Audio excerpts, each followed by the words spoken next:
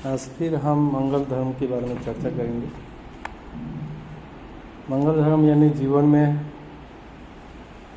सुख समृद्धि तथा विकास कामयाबी की ही एक सही मार्ग है, जो तथागत बुद्ध द्वारा बताया गया उत्तम मार्ग है।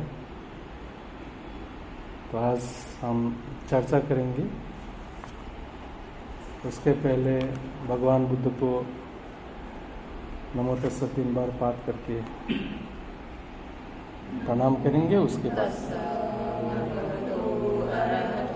सम्मा सम्बुद्धिस्स नमो तस्सै भगवतो अरहतो सम्मा सम्बुद्धिस्स नमो तस्सै भगवतो अरहतो सम्मा सम्बुद्धिस्स। साधु साधु साधु। आज है आरती वीरती पापा। आरती वीरती पापा म्हणजे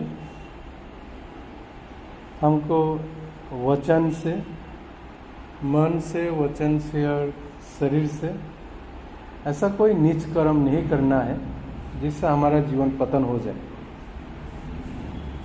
हम जीवन में इतने मेहनत करके सुख शांति तो प्राप्त कर लिए हैं, विकास कर लिए हैं, कामयाब हो गए हैं, और उसके बाद ऐसा कोई नीच काम भी नहीं करना है जो शरीर से, जो वाणी से और मन से।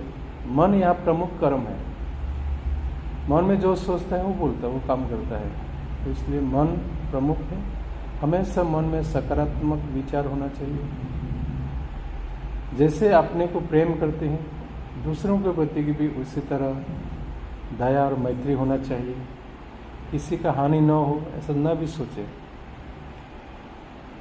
अर्थात शील पालन करने के लिए जो मन में जो समझ है, उस सकारात्मक विचार को डेवलप करना है। तभी वाणी का कर्म भी शुद्ध हो जाएगा, शरीर का कर्म भी शुद्ध हो जाएगा। इसलिए शरीर और मन, शरीर और वाणी का कर्म जो है मन के कर्म के ऊपर डिपेंड करते हैं। ठीक है ना? इसलिए ऐसा कोई दुष्कर्म नहीं करना है, नीच काम नहीं करना है जिससे अपने जीवन में पतन शुरू हो जाए फिर। ठीक है? इसलिए वो काम नहीं करना है। बुद्ध कहते हैं कि इसलिए आरती विरति पापा मध्यपाना च संयमो। मध्य यानी शराब या अन्य नशीले चीज़ों को, इस सब्सटेंस को हम सेवन नहीं करना है, जिससे हमारा मन की संतुलन बिगड़ जाएगा, मानसिक विकार उत्पन्न हो जाएगा। इसके बाद हम बेहोश में रहेगा और हम शरीर और वाणी से दुष्कर्म कर लेंगे। ठीक है ना? तो इसलिए बुद्धिस्ट लोगों को, बुद्धिस्ट बोल के नहीं, सभी मानव जाति को अगर जीवन में पतन नहीं होना है तो इसलिए इस नशीली चीज़ों को सेवन नहीं करना है, जिससे मानसिक संतुलन बिगड़ जाएगा, मन में विकार पैदा होगा, उत्पन्न होगा और सारे सीलों को तोड़ देगा। सील तोड़ने से क्या होगा? सुख शांति भंग हो जाएगा। जब कभी किसी भी की घर में सुख शांति भंग होता है, किसी भी समाज में सुख शांति भंग होता है, किसी भी देश में सुख शांति भंग होता है, जब इस सीलों को भंग किया जाता है। जब तक सीलों को भंग नहीं किया जाता तब तक ये सुख शांति भंग नहीं होता है। इसलिए बुद्ध ने बहुत महत्वपूर्ण ये मार्ग बताया है, जिस शराब आदि नशीली चीज़ों को सेवन ना करने के लिए, इस सब्सटेंस को सेवन ना करने के लिए भगवान बुद्ध ने उपदेश दिए हैं। उसके बाद आता है अपमादोच धम्मेषु। अपमादोच धम्मेषु म्हणजे कुशल कर्म करने में आपको आलस नहीं होना चाहिए। हालांकि मनुष्य को आलस ज़्यादा होता है, ऐसा काम भी करेगा, सारे काम कर लोगे, खाना पका लोगे, पढ़ाई कर लेंगे, सब कुछ कर लेंगे, परंतु धम्म का काम नहीं करेगा। खास करके पूजा पाठ नहीं करेगा। साधना बोले तो और ज़्यादा, सब काम कर लेंगे पर पुण्य का काम नहीं कर सकते हैं। कुशला, कुशला मीन्स कुशल, कु यानी खराब, सला यानी छोड़ दिया, खराब काम करना छोड़ दिया। उसको छोड़ने के लिए वो धम्म का काम करते हैं। अनेक लोगों को ये समझ है कि कुशल बोलने से केवल दान देना, शील पालन करना, किसी किसी को केवल दान देना ही कुशल पुण्य समझता है, ठीक है।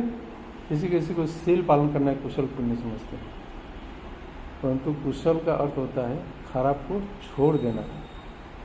अकुशल मीन्स, अकुशल यानी अच्छा को छोड़, अकु यानी अच्छा, जो खराब नहीं वो तो अच्छा है, सलाह छोड़ देता है, अच्छा काम करना छोड़ देता है अकुशल। इसलिए कुशल कर्म करने के लिए, शील समाधि प्रज्ञा का अभ्यास करने के लिए उस काम में आपको आलस नहीं होना चाहिए। इसलिए आपको क्या करना है? बुद्धानुस्ति करना है। बुद्धानुस्ति करने के बाद क्या एनर्जी आते है आपने देखा होगा, इतने एनर्जी रहते हैं, दिन भर एनर्जी रहते हैं, मन में थकान नहीं रहते हैं, है ना। पढ़ने वाला अच्छा से पढ़ पाता है, साधना करने वाला साधना में लाभ होता है। बुद्धानुस्ति करने से कोई भी काम करे, हर काम में सफलता की ओर लेके जाएगा, आलस नहीं होगा, ठीक है। खास करके इस धम्म के मार्ग में आलस तो होगा ही नहीं। इसलिए कम से कम सुबह शाम आधा तास क्या करना है? बुद्धानुस्ति भावना करना है, ठीक है। ये उत्तम मंगल है, ये प्रगति है। इतना कर पाया तो व्यक्ति बहुत अच्छा आदमी है। इस मंगल धर्म की मार्ग पर यहाँ तक अगर आ गए हैं कोई व्यक्ति, वो व्यक्ति बहुत अच्छा आदमी है, ठीक है। आगे कहते हैं कि उससे भी अच्छा होना है व्यक्ति को, और भी एक स्टेप अगर आगे चलना है, सुख समृद्धि और विकास के मार्ग पर अगर लाभ, उस लाभ में आपको प्रत्यक्ष करना है, तो आगे कहते हैं भगवान बुद्ध, गर्वचा। गर्वचा म्हणजे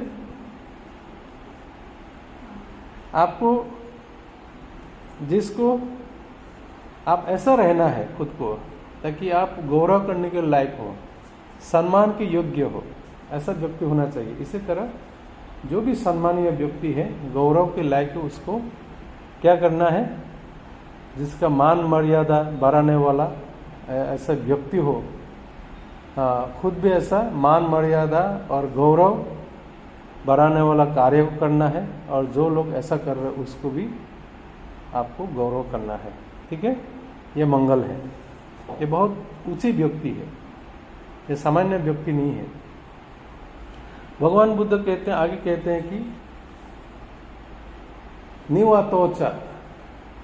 निवातोचा म्हणजे बहुत इम्पोर्टेंट है ये भी। वो अपना पद, प्रतिष्ठा, ज्ञान, धन, उसको कभी उसको लेकर के अहंकार नहीं रहेगा। उसको छोड़ करके जब एक से अधिक व्यक्ति के साथ व्यवहार करना पड़ता है, समाज में रहना पड़ता है, तो उस समय में अपना मान मर्यादा, पद, प्रतिष्ठा, धन,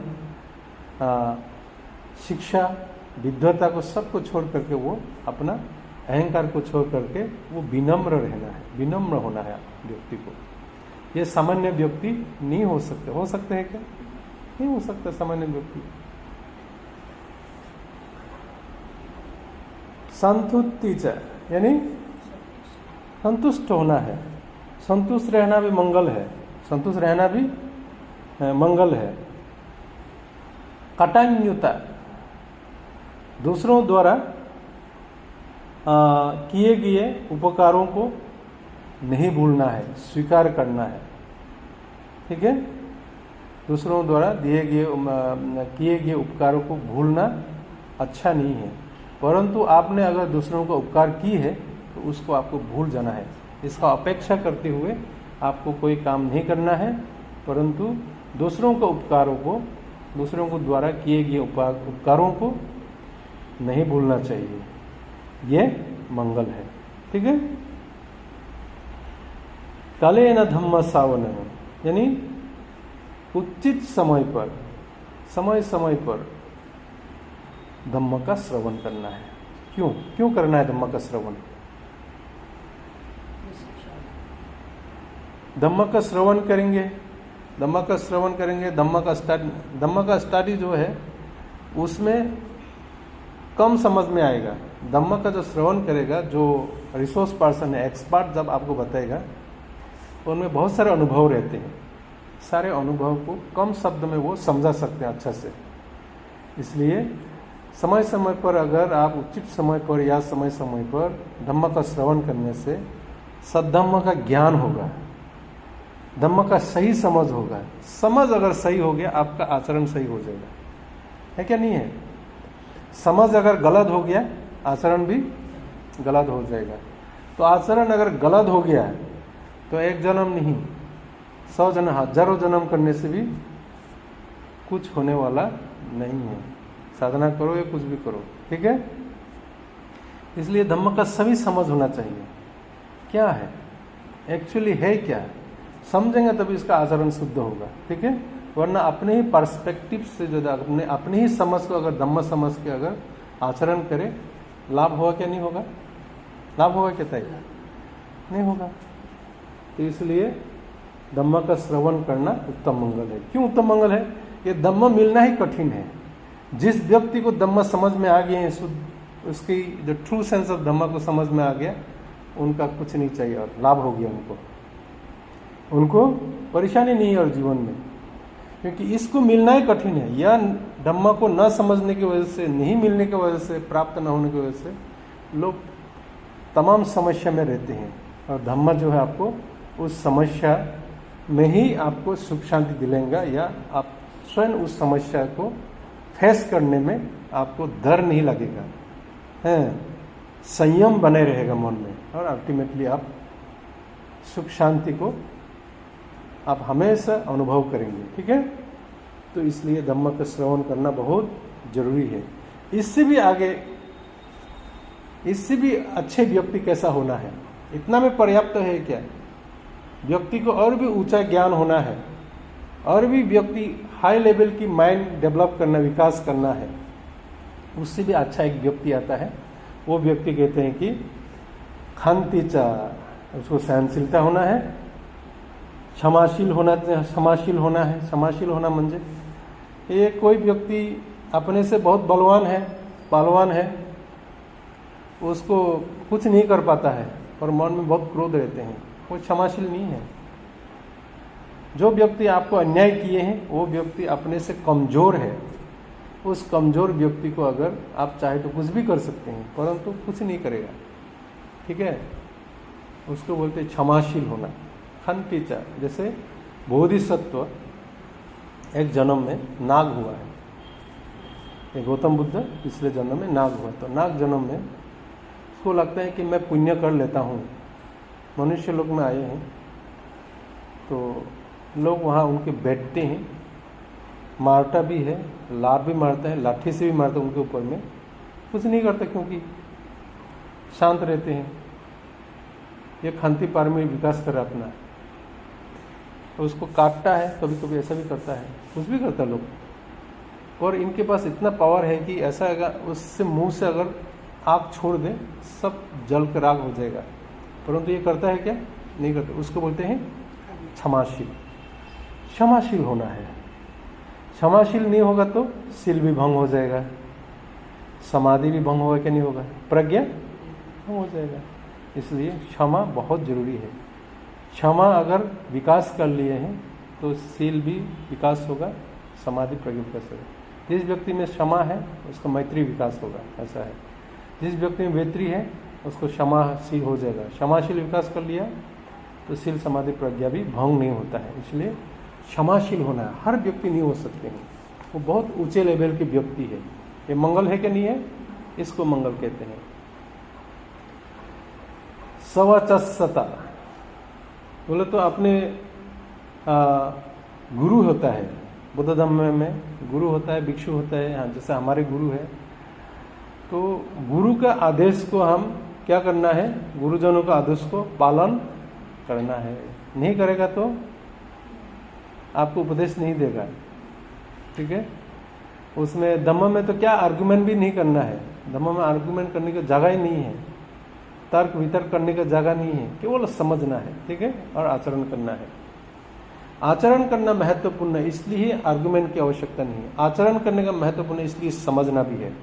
समझेंगे तो सही आचरण हो जाएगा। इसलिए गुरुओं का क्या करना है? आदेशों को भी जो बताया, जैसे ऐसा सील पालन करो बोलने से सील ही पालन करना है। इस तरह के ऐसा बैठो बोलने से ऐसा ही बैठना है, ठीक है। समाधि का अभ्यास करो, समाधि अभ्यास करना है।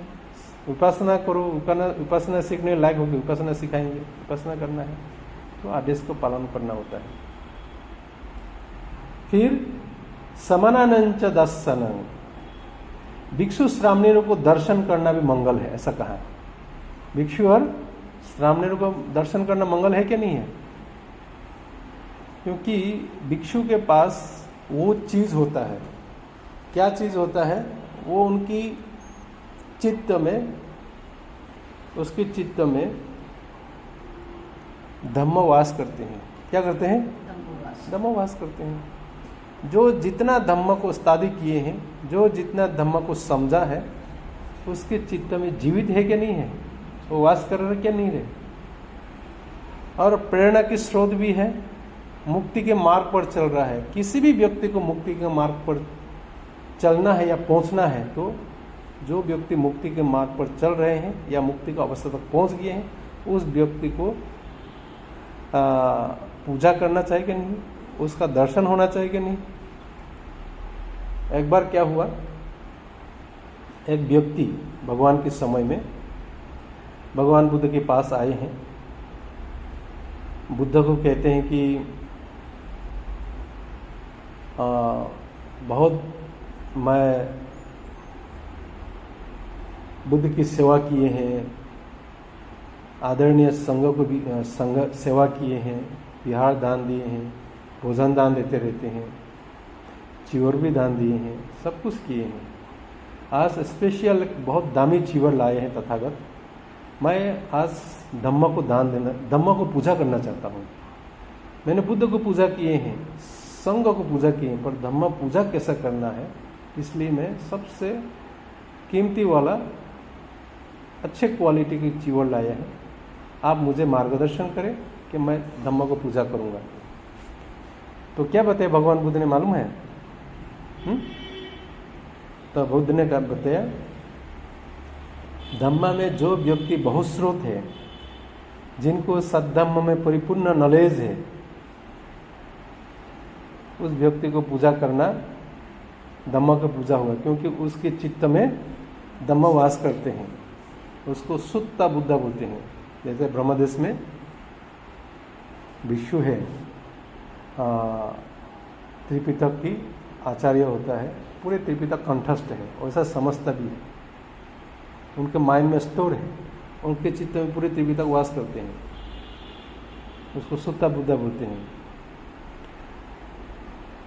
तो फिर भगवान बुद्ध को पूछा, ऐसा कौन से व्यक्ति है, सुत्ता बुद्ध है, जो पूरे बुद्ध की वाणी को, सुत्त विनय अभिधम्म 84,000 धम्म स्कंद को परिपूर्ण ज्ञात हो, जिसके चित्त में स्थिर हो, है? भगवान बुद्ध आगे नहीं बताता है, तो तुम आगे जाकर पूछो, भिक्षु लोग बताएगा, ऐसा बोल के आगे जाने थे। तो हजारों भिक्षु संघ जैतवन विहार में रहते थे। सब पूछा, धम्म में सबसे बहुत परिपूर्ण बहुश्रोत किसके पास है? सारिपुत्र का बारे में सोचा। सारिपुत्र अभिधम्म में एक्सपर्ट है, अभिधम्म की परिपूर्ण पकड़ है। फिर दूसरे व्यक्ति बहुत ही उस समय में उपाली है, वो सुत्त पिता के परिपूर्ण ज्ञात है। किसी को 10 सूत्र, किसी को 1000 सूत्रों का, किसी को विनय पिटक का, किसी को अभिधम पिटक का, या तो किसी को सुत्त पिटक का, अलग अलग ज्ञान है। पर परिपूर्ण जो है किसी को ऐसा नहीं था जिनका परिपूर्ण त्रिपिटक के भंडार हो। अगर कोई रहा तो सभी ने एक दिखा दिया कि भांते आनंद। कौन है? भांते आनंद। भांते आनंद के पास चला गया, फिर सभी ने उनको दिखाया। तो भांते आनंद के पास गया है क्योंकि भांते, मैं आपकी चित्त में वास कर रहे हैं, धम्म को पूजा कर रहा हूँ, इसलिए आप ये धम्म पूजा स्वीकार कीजिए करके उनको चीवर दान दिए हैं। परंतु आनंद भांति ने उसको, वरिष्ठ भिक्षु, बड़े विद्वान भिक्षु है, सारिपुत्र, उनको दान दिया बाद में। तो ये भिक्षु का दर्शन करना कैसा होता है? धम्म का दर्शन भी होता है, क्योंकि वो जीवित व्यक्ति है, उसके चित्त में धम्म वास करते हैं। समझ में आया? इसलिए भिक्षु श्रामणी को दर्शन करना मंगल है। जैसे कि बुजुर्ग माँ बाप को किसी पेड़ के नीचे, झाड़ के नीचे बैठा करके उसको नहा देना, माँ बाप को नहाना भी हो जाता है, झाड़ में पानी डालना भी होता है क्या नहीं होता है? 2 काम हो जाता है। इसी तरह जो व्यक्ति समझता है उसके लिए मंगल होगा, और जो व्यक्ति नहीं समझता है उसके लिए अमंगल अमंगल होगा। इसलिए भिक्षु श्रामणेरों को दर्शन करना या संघ को दर्शन करना मंगल है क्या नहीं है? मंगल है। इससे आपकी कुशल चेतना उत्पन्न हो, पुण्य कमाने के लिए अवसर मिलेगा। वरना आपको कितना भी चेतना हो, श्रद्धा हो, कितना भी आपके पास दान देने के लिए संपत्ति हो, अगर भिक्षु संघ नहीं होता तो आप पुण्य कर सकते हैं क्या? नहीं कर सकते हैं। समझने वाला व्यक्ति के लिए इतना ही काफी है। इसके लिए मंगल ही मंगल है। ठीक है? समनानंच दर्शनं।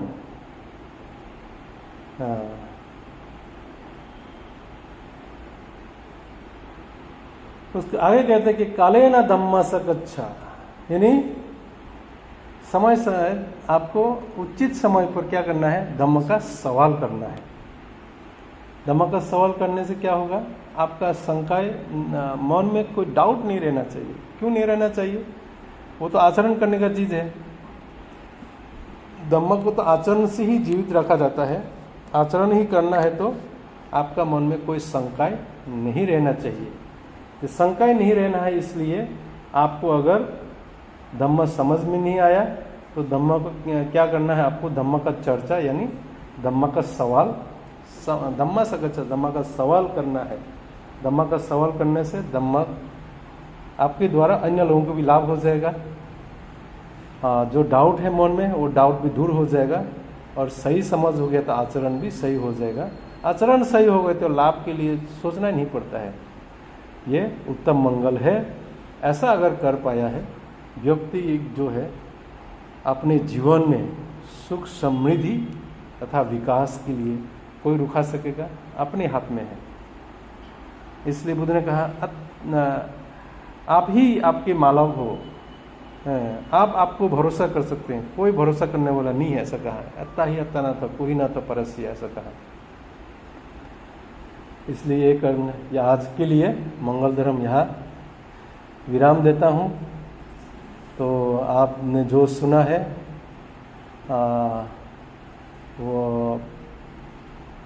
वो समझ सके, और जैसा समझा उसका आचरण करने में सक्षम हो। जैसा आचरण को वैसा लाभ हो। एनो मंगलमय के साथ आज के प्रोग्राम यहाँ विराम देता हूँ। भवतु सब मंगलं रक्षन्तु सब देवता सब बुद्धानुभावेन सदा सुते भवन्तु ते। भवतु सब मंगलं रक्षन्तु सब देवता सब धम्मानुभावेन सदा सुते भवन्तु ते। भवतु सब मंगलं रक्षन्तु सब देवता सब संघानुभावेन सदा सुते भवन्तु ते।